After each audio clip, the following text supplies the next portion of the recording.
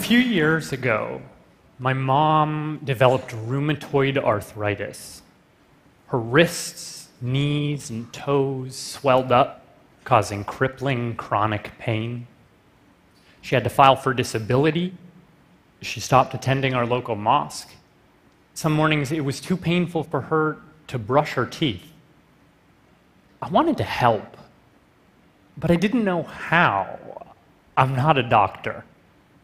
So what I am is a historian of medicine. So I started to research the history of chronic pain. Turns out UCLA has an entire history of pain collection in their archives.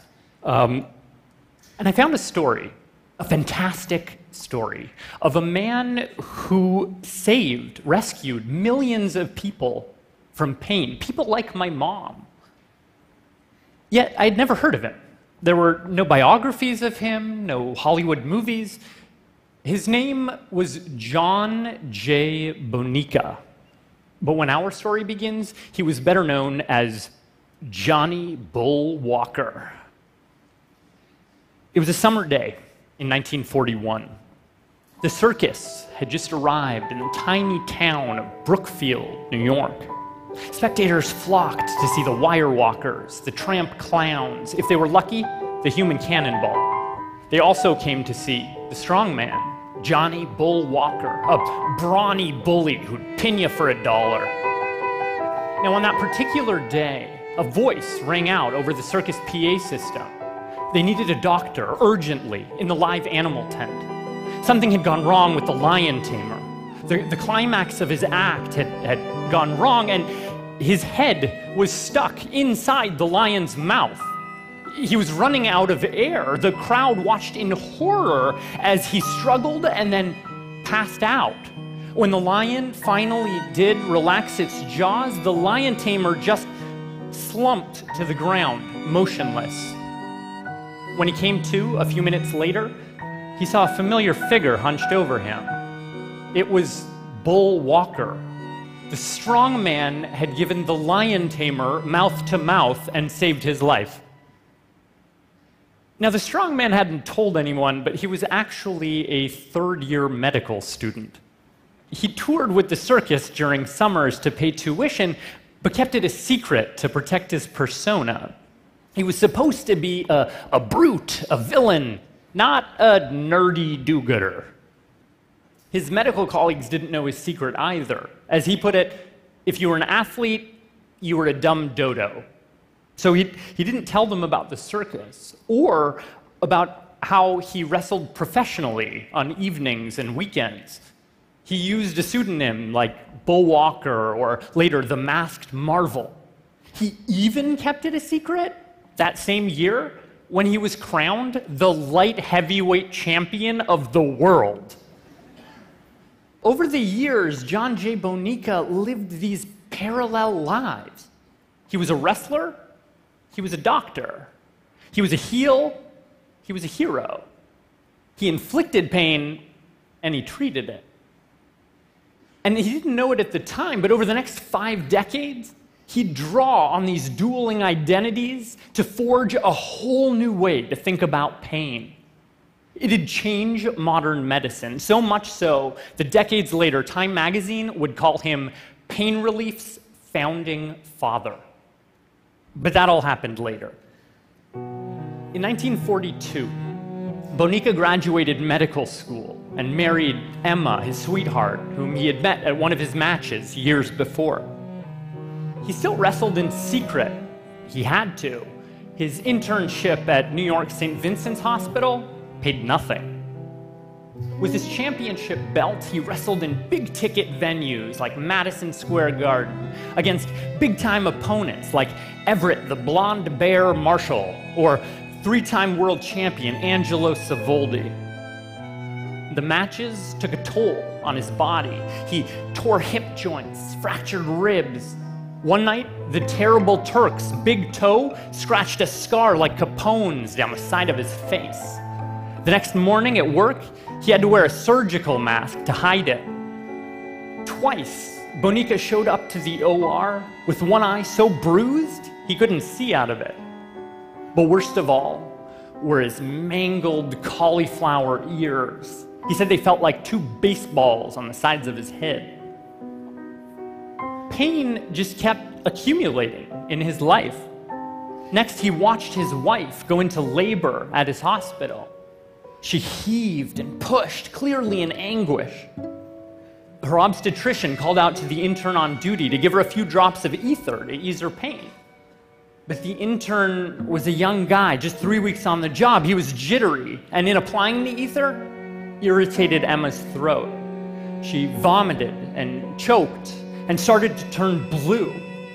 Bonica, who was watching all this, pushed the intern out of the way, cleared her airway, and saved his wife and his unborn daughter. At that moment, he decided to devote his life to anesthesiology. Later, he'd even go on to help develop the epidural for delivering mothers. But before he could focus on obstetrics, Bonica had to report for basic training. Right around D-Day, Bonica showed up to Madigan Army Medical Center near Tacoma. At 7,700 beds, it was one of the largest Army hospitals in America. Bonica was in charge of all pain control there.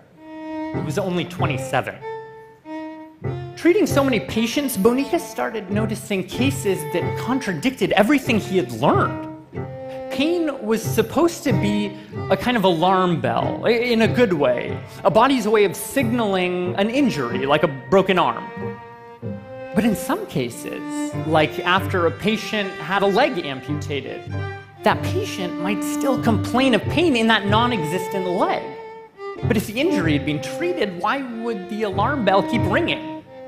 There were other cases in which there was no evidence of an injury whatsoever, and yet still the patient hurt. Bonica tracked down all the specialists at his hospital, surgeons, neurologists, psychiatrists, others, and he tried to get their opinions on his patients. It took too long, so he started organizing group meetings over lunch. It would be like a tag team of specialists going up against the patient's pain. No one had ever focused on pain this way before. After that, he hit the books. He read every medical textbook he could get his hands on, carefully noting every mention of the word pain. Out of the 14,000 pages he read, the word pain was on 17 and a half of them. 17 and a half. For the most basic, most common, most frustrating part of being a patient. Bonica was shocked. I'm quoting him. He said, "What the hell kind of conclusion can you come to there? The most important thing from the patient's perspective, they don't talk about." So over the next 8 years, Bonica would talk about it. He'd write about it. He'd write those missing pages. He wrote what would later be known as the Bible of pain. In it, he proposed new strategies, new treatments using nerve block injections. He proposed a new institution, the pain clinic, based on those lunchtime meetings. But the most important thing about his book was that it was a kind of emotional alarm bell for medicine, a desperate plea to doctors to take pain seriously in patients' lives. He recast the very purpose of medicine.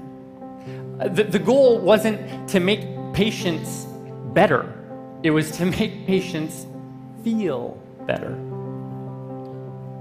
He pushed his pain agenda for decades before it finally took hold in the mid-70s. Hundreds of pain clinics sprung up all over the world. But as they did, a tragic twist. Bonica's years of wrestling caught up to him. He had been out of the ring for over 20 years, but those 1,500 professional bouts had left a mark on his body. Still in his mid-50s, he suffered severe osteoarthritis. Over the next 20 years, he'd have 22 surgeries, including 4 spine operations and hip replacement after hip replacement. He could barely raise his arm, turn his neck. He needed aluminum crutches to walk. His friends and former students became his doctors. One recalled that He probably had more nerve block injections than anyone else on the planet.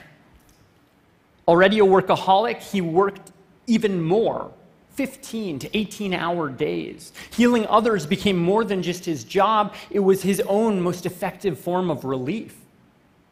If I wasn't as busy as I am, he told a reporter at the time, I would be a completely disabled guy. On a business trip to Florida in the early 1980s, Bonica got a former student to drive him to the Hyde Park area in Tampa. They drove past palm trees and pulled up to an old mansion with giant silver howitzer cannons hidden in the garage. The house belonged to the Zacchini family, who were something like American circus royalty. Decades earlier, Bonica had watched them clad in silver jumpsuits and goggles, doing the act they pioneered, the human cannonball. But now they were like him, retired.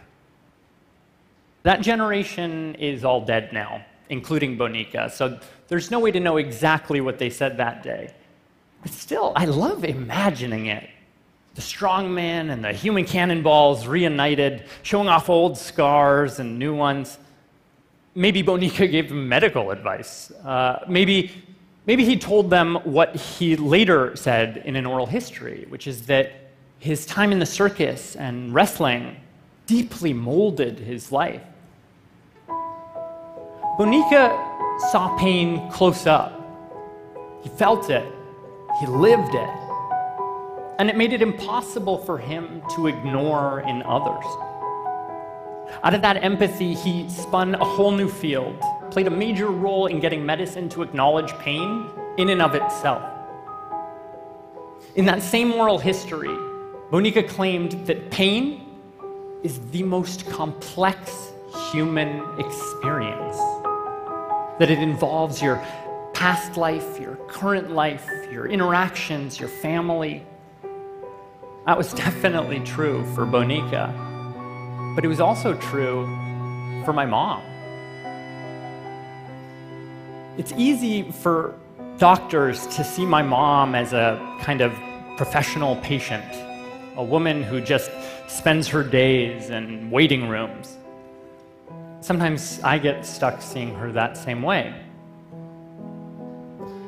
But as I saw Bonica's pain, a testament to his fully lived life, I started to remember all the things that my mom's pain holds.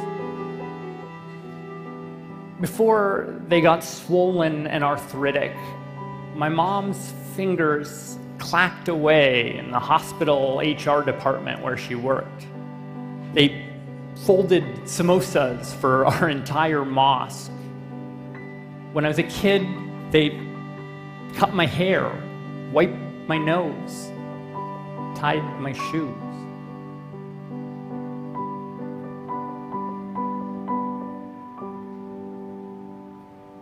Thank you.